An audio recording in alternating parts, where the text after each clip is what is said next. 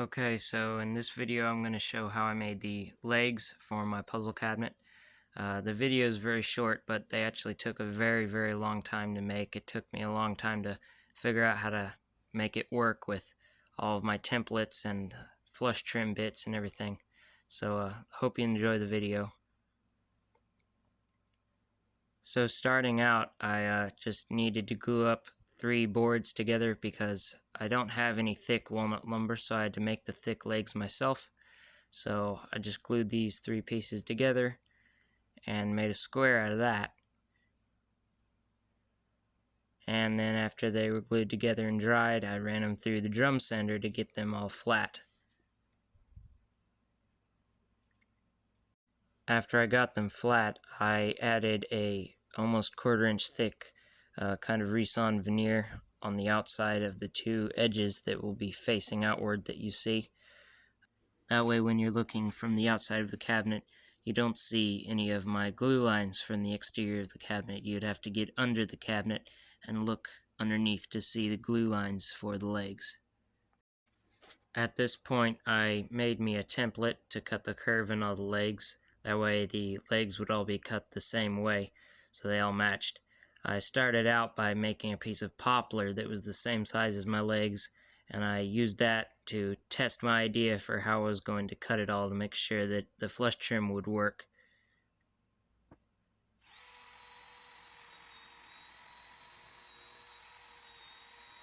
So this is just me flush trimming the first walnut leg. So I do these first flush trim with the short 1-inch flush trim bit to just get me my edge on the back side of the leg. That way when I get it cut, I can flip it around over to the spiral flush trim bit, and I have something for the spiral bit to run along for its bearing. So this little ledge right here that you see is actually what the bearing of the spiral flush trim will run on. So then I just clamped down my leg to a block that I screwed to the bench, and then I lowered my flush trim bit down to where the bearing just barely rubbed on that ledge that I created with the other router.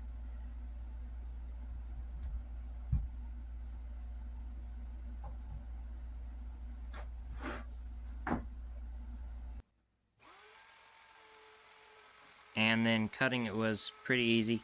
I've tried to use the shaper for this and it didn't quite work with the flush trim bit, so I had to use the flush trim bit in the router. But it cuts quite easily actually if you take it in 3 or 4 passes, cutting about a 1/16 of wood off each time. It works pretty good.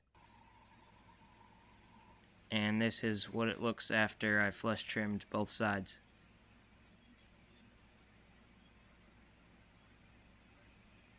Alright, well thanks for watching. I hope you enjoyed the video. There's going to be a lot more videos coming soon on this puzzle cabinet, so don't forget to like and subscribe. I'll see you in the next one.